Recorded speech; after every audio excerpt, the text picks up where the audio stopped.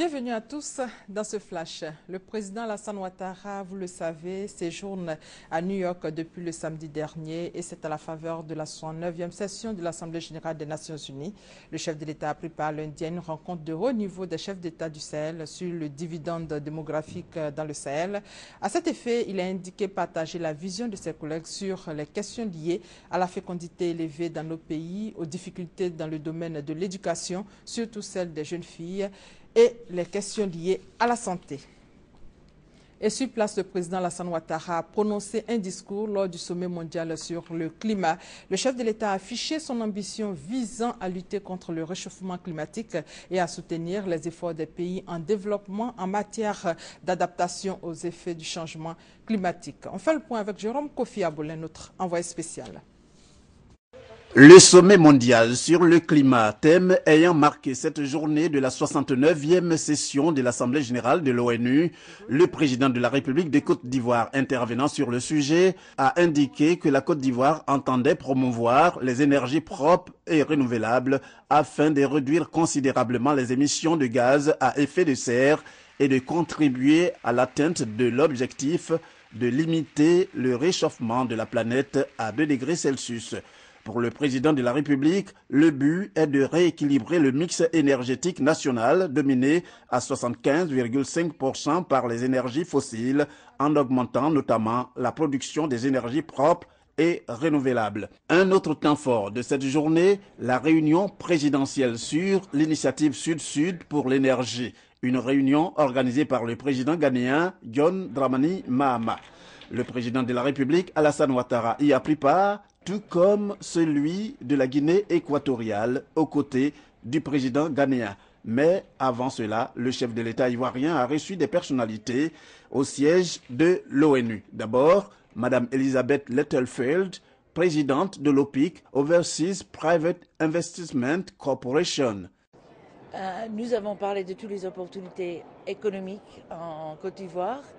Notre mandat, c'est d'essayer d'attirer l'investissement direct venant de l'étranger vers la Côte d'Ivoire.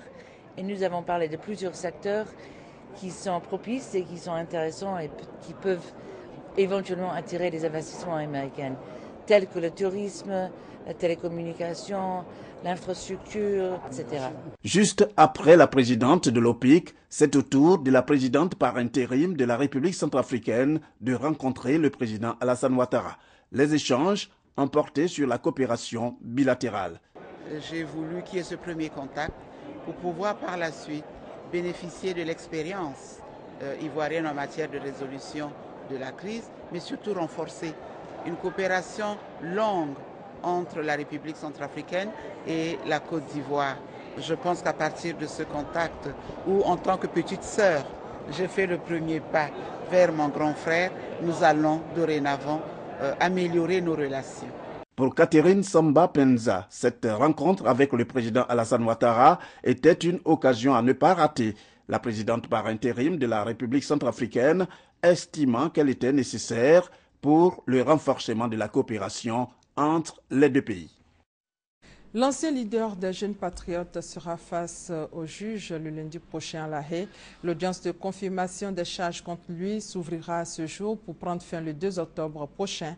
Blé Goudé est poursuivi devant la CPI pour sa responsabilité pénale individuelle en tant que coauteur indirect pour 4 chefs de crimes contre l'humanité, meurtres, viols et autres violences sexuelles, actes de persécution et autres actes inhumains perpétrés lors de la crise post-électorale. Problème de stage des étudiants, l'orientation des bacheliers dans les grandes écoles sont entre autres les problèmes abordés par le ministre de l'Enseignement supérieur et de la Recherche scientifique et les fondateurs des grandes écoles privées. L'objectif est clair, prendre les dispositions pour une année académique réussie. Et hors de nos frontières, 4 des 5 civils Touaregs enlevés la semaine dernière par AQMI dans la région de Tombouctou ont été libérés. Le 5e a été retrouvé sans son corps décapité. AQMI est montré du doigt. En image pour terminer, le sort de l'otage français enlevé en Algérie était toujours incertain ce matin, alors que ses ravisseurs avaient menacé lundi de l'exécuter si la France ne renonçait pas dans les 24 heures à ses frappes en Irak, ce que Paris a exclu de faire. Et c'est la fin de ce flash. L'actualité revient à 13 h. Merci de votre fidélité.